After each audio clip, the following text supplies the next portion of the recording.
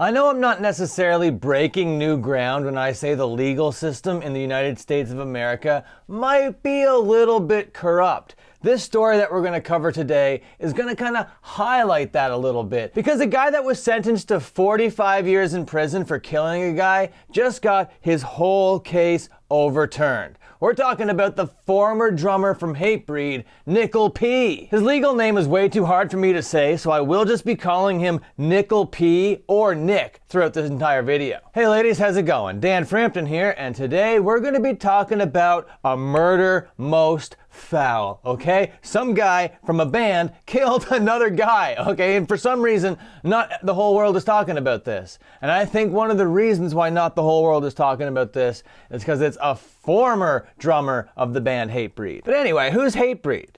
They're this like hardcore band from Connecticut. That's the best description of them I could ever think of. And by the way, they have a bunch of controversies that follow them around year after year. But today, the only controversy we want to talk about is the one that happened in 2014 when Nickel P, this guy over here, did some killing. So yeah, it was about 2014, this guy here and this other guy named C-Mash. I'm gonna be calling him C-Mash. His full name is like William Countermash or whatever, but he's just C-Mash. So we got Nickel P and C-Mash in 2014 being a bunch of naughty boys. And in 2016 is when they get sentenced. Nickel P said him and C-Mash went to this guy named Diddley's house with the intent of taking money and pills. But they wanted to go when this Diddley fella was at church. But then C-Mash entered a plea deal in exchange for his testimony. And C-Mash claims that these two guys drove up to Diddley's house and Diddley was out there washing his car. But instead of waiting for him to finish washing his car and go off to church, this fucking Nickel P drummer fella was like, no, I'm gonna go in by myself. Apparently, 10 minutes after that happened, C-Mash claims that he heard sirens and he saw emergency vehicles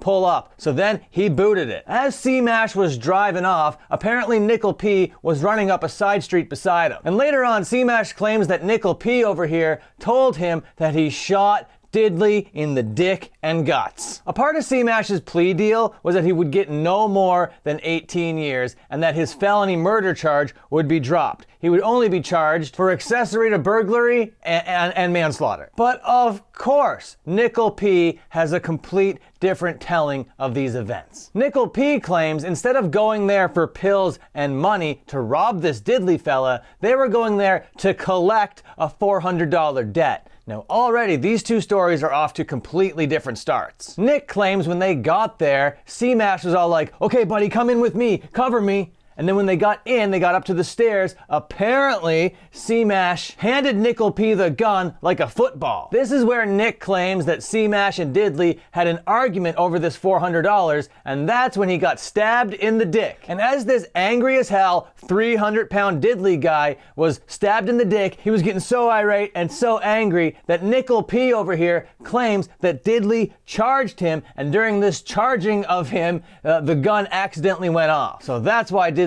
had a wound on his dick and on his guts. It was a two-man job. So they interviewed witnesses and they had cross-examinations or whatever, and Nickel P was sentenced to 45 years in prison. And mind you, all of this went down in the year 2016, and our most recent development happened only a couple days ago in January of 2023, where the Connecticut Post report, judge orders new trial in 2014 killing of Hamden man. And this is where it starts to get so muddled, and this is where we start to see the corruption in full effect. Because Nick got granted a new trial because his slimy ass scumbag lawyer that was defending him also was a lawyer for one of the state witnesses. That is a huge conflict of interest. And not only did he fail to disclose this to everyone involved, he actively prevented the cross-examination of the state witness. So he was kind of playing both sides and still failed. And since then, this slimebag lawyer, who is going to remain nameless here on the channel, he closed down his fucking firm and he's like, I don't want to talk to anybody, and just can't be reached for comment about this situation. Now I gotta say, with everything on the table, I do believe that Nickel P is guilty here, and of course that is just speculation on my behalf. And the reason why I say that is because I don't think C-Mash is going to give a false testimony